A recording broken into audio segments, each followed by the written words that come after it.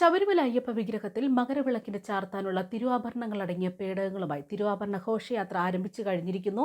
പന്തളം സ്രാമ്പിക്കൽ കൊട്ടാരത്തിൽ സൂക്ഷിച്ചിരുന്ന തിരുവാഭരണങ്ങൾ ഞായറാഴ്ച പുലർച്ചെ പന്തളം കൊട്ടാരം നിർവാഹക സംഘത്തിന്റെ കയ്യിൽ നിന്നും ഘോഷയാത്രയ്ക്കായി തിരുവാഭരണങ്ങൾ ദേവസ്വം ബോർഡ് ഏറ്റുവാങ്ങുകയായിരുന്നു. തുടർന്ന് തിരുവാഭരണങ്ങൾ വലിയ കോയിക്കൽ ധർമ്മശാസ്ത്ര ക്ഷേത്രത്തിലേക്ക് മാറ്റുകയായിരുന്നു.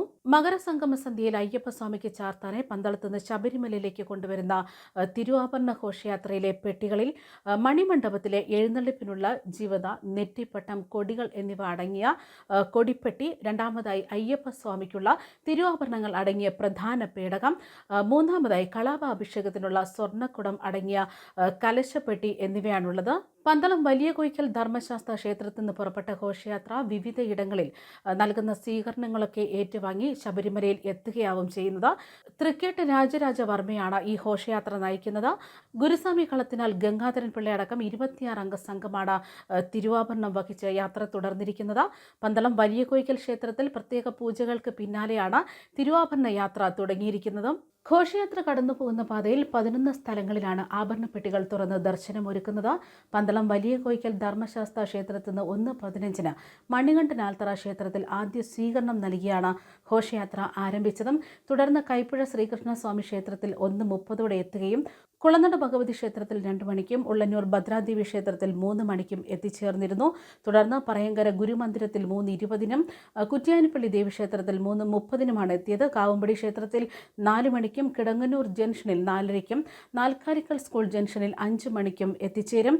ആറന്മുള കിഴക്കേനടയിൽ 5:30 പൊന്നുത്തോട്ടം ക്ഷേത്രം 5:45 പാമ്പാടി മണ്ണിൽ 7 മണിക്കും ചെറുകോൽപ്പുഴ ക്ഷേത്രത്തിൽ 8:30 അയിരൂർ പുതിയകാവ് ദേവീക്ഷേത്രം 9:30 എത്തിച്ചേരുകയും തുടർന്ന് അവിടെ വിശ്രമിക്കുകയും ചെയ്യും. രണ്ടാമത്തെ ദിവസം രാവിലെ തന്നെ പുലർച്ചെ 2 പുതിയകാവ് ദേവീക്ഷേത്രത്തിൽ നിന്ന് പുറപ്പെട്ട് മുക്കന്നൂരിൽ 3:40 ഇടപ്പാവൂരിൽ 3:50 പേരൂർച്ചാലിൽ 4 മണിക്കും ആയിക്കപ്പാറയിൽ 4:15 ഇടക്കുളം അയ്യപ്പ ക്ഷേത്രത്തിൽ 4:30 വടശ്ശേരിക്കര ചെറുകാവ് ക്ഷേത്രത്തിൽ 8 മണിക്കും പ്രയാർ മഹാവിഷ്ണു ക്ഷേത്രത്തിൽ 9:30 മാടമൺ ഋഷികേശ ക്ഷേത്രത്തിൽ 10:30 പൂവത്തുമൂട് 11 മണിക്കും കൂടക്കാവ് 12 മണിക്കും കൊട്ടാരത്തിൽ 12:30 പെരുന്നാട് കാക്കനാട് കോയിക്കൽ ക്ഷേത്രത്തിൽ 1:30 പെരുന്നാട് രാജേശ്വരി മണ്ഡപത്തിൽ 3:30 ലാഹ വനംവകുപ്പ് സത്രത്തിൽ 8 മണിക്കും വിശ്രമമുണ്ടാകും.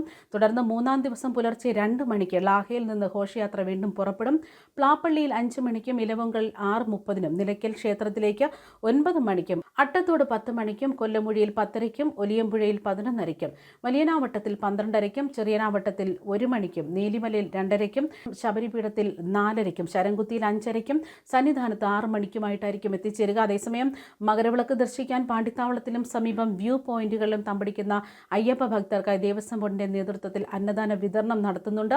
പ്രധാന അന്നദാന മണ്ഡപത്തിൽ നിന്നുള്ള ഭക്ഷണം ഇവിടെ എത്തിച്ചാണ് വിതരണം ചെയ്യുക. ഇതിനായി പാണ്ടിത്താവളത്തിൽ 2 താൽക്കാലിക അന്നദാന മണ്ഡപങ്ങൾ സജ്ജമാക്കിയിരിക്കുന്നു. മകരവിളക്ക് ദർശിക്കാനെത്തുന്ന ഭക്തർ ഭക്ഷണം പാകം ചെയ്യുന്നതിന് അടുപ്പ് കൂട്ടരുത് എന്ന കർശന നിർദ്ദേശവുമുണ്ട്. ജനുവരി 13, 14 തീയതികളിലായിരിക്കും പാണ്ടിത്താവളത്തിൽ അന്നദാന മണ്ഡപത്തിൽ ഭക്ഷണ വിതരണം ഉണ്ടായിരിക്കുമെന്നും അന്നദാനം സ്പെഷ്യൽ ഓഫീസർ അറിയിച്ചിരിക്കുകയാണ്. ഈ വർഷം തീർത്ഥാടന കാലത്ത് മണ്ഡലകാലം ആരംഭിച്ചതു മുതൽ ജനുവരി 11 വരെയുള്ള കാലയളവിൽ 1,36,000 പേരാണ് സന്നിധാനത്തെ അന്നദാന മണ്ഡപത്തിലെത്തി ഭക്ഷണം കഴിച്ചത്. മണ്ഡലകാലത്ത് മാത്രമായി 7,82,000 പേർ ഭക്ഷണം കഴിച്ചു എന്ന വിവരങ്ങളും പുറത്തുവരികയാണ്. ന്യൂസ് ഡെസ്ക് കർമ്മ ന്യൂസ്.